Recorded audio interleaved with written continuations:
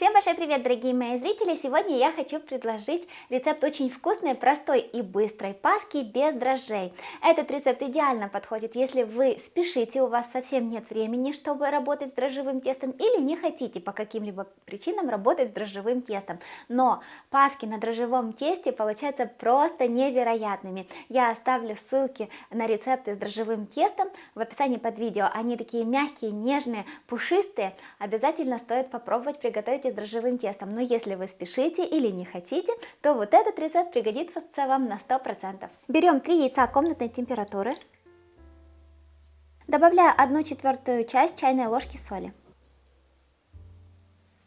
Сюда же всыпаю 140 граммов сахара и 10 граммов ванильного сахара. Взбиваем миксером до пышной светлой массы, на это уйдет где-то 5-6, может 7 минут, все зависит от мощности вашего миксера.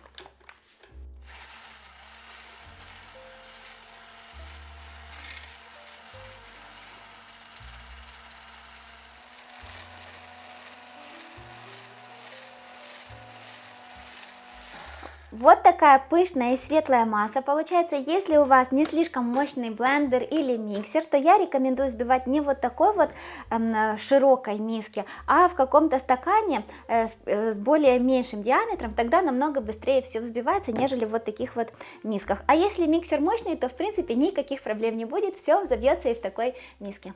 Добавляем 100 граммов мягкого сливочного масла. Взбиваем все вместе. Добавляем 80 мл молока. Натираем цедру одного лимона на мелкой терке. Вообще для меня классический аромат пасочки — это сочетание лимонной цедры с ванильным сахаром. Для меня это очень-очень вкусно и традиционное вот такое вот вкусовое сочетание для пасочек. Натираем только желтую часть, потому что белая дает горчинку, которая нам здесь совсем не нужна.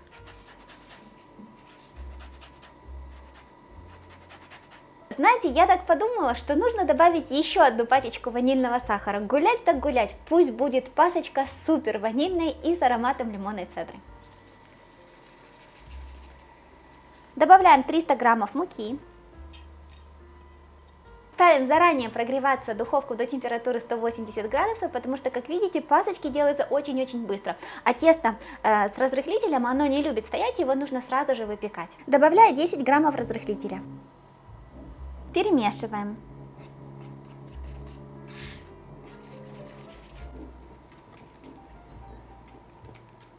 Добавляем изюм и клюкву, у меня всего 90 грамм, заранее я их помыла.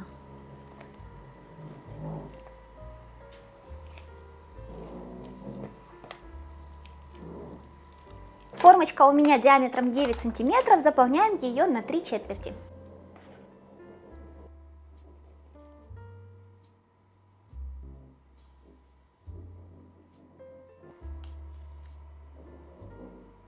И вторую формочку тоже наполняем.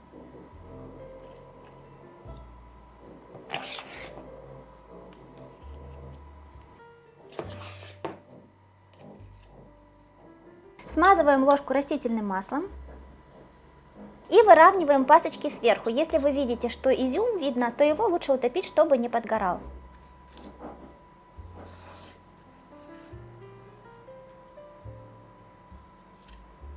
Несколько раз ударим формой об стол, чтобы не было пустот.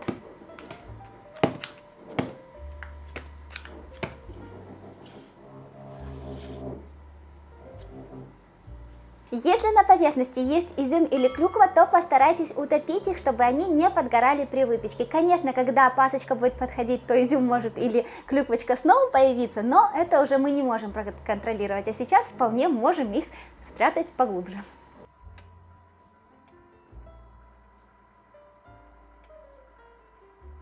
Выпекаем ориентировочно 35 минут при температуре 180 градусов уровнем чуть ниже среднего, чтобы пасочки не подгорели сверху.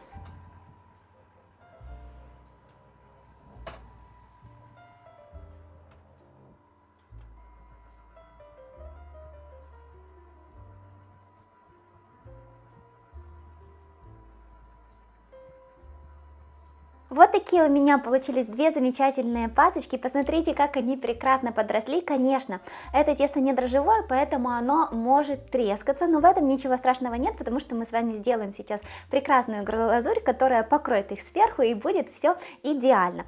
Пока пасочки были горячие, я их замотала в пищевую пленку и оставила, чтобы они остывали. Делаю я это для того, чтобы они не подсыхали при остывании. Посмотрите, какие симпатюльки, гарнюньки вышли. А сейчас я хочу показать вам рецепт глазури для пасочек. Эта глазурь получается идеальная, потому что она не липнет, не течет, не трескается, белоснежная и очень вкусная. Берем 5 граммов желатина, добавляем столовую ложку воды комнатной температуры. Здесь у меня 100 граммов сахара. Нужно добавить 2 столовые ложки воды.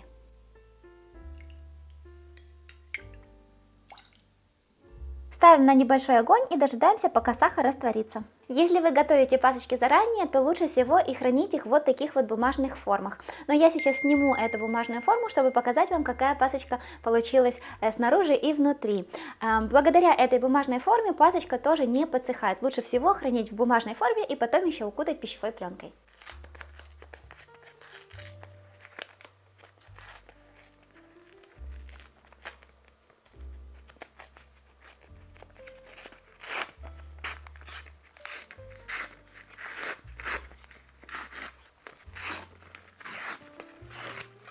Вот видите, здесь отчетливо видно, что тесто было изначально вот сколько залито, и вот так вот хорошо пасочка подошла.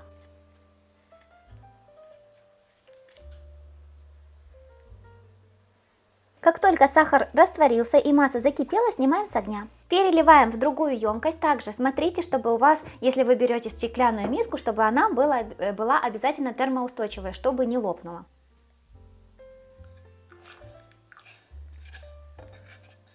Добавляем сюда же набухший желатин и перемешиваем, пока он растворится.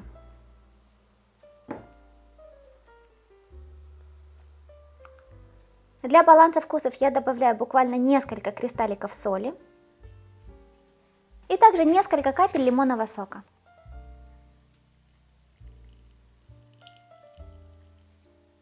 Берем блендер и начинаем взбивать.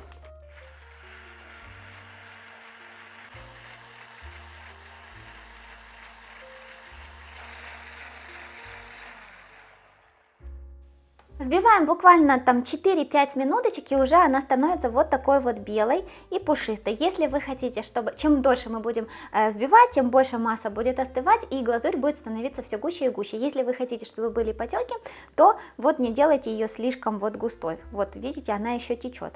Но со временем желатин начнет застывать, и она уже так текти не будет.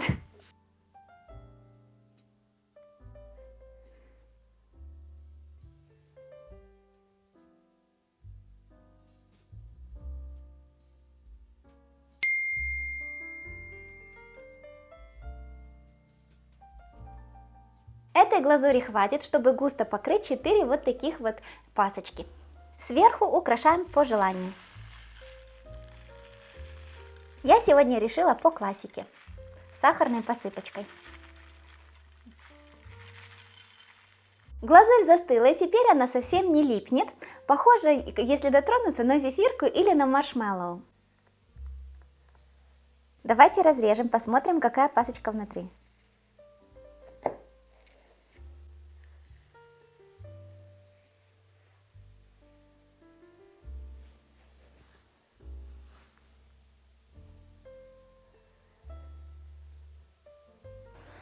Пахнет просто невероятно вкусно, сейчас будем пробовать, но касательно глазури, смотрите, если вот так вот дотрагивается, то она не липнет, но если вот пасочки друг между дружкой дотрагиваются, то вот так вот, она как зефир или как маршмеллоу, ну в принципе, но очень вкусная она, я уже пробовала не раз.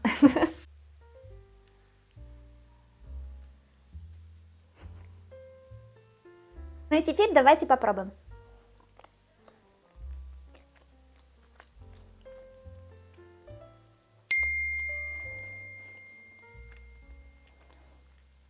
Очень влажная, очень вкусная, ароматная. Конечно, она не такая, как на дрожжевом тесте, это более такое кексовое тесто, но все равно она бесподобная. Пасочка получается вкуснятина. Очень легко и просто делается. Я надеюсь, что вам понравился этот рецепт. Я же с вами прощаюсь. Всем пока, до новых вкусных рецептов.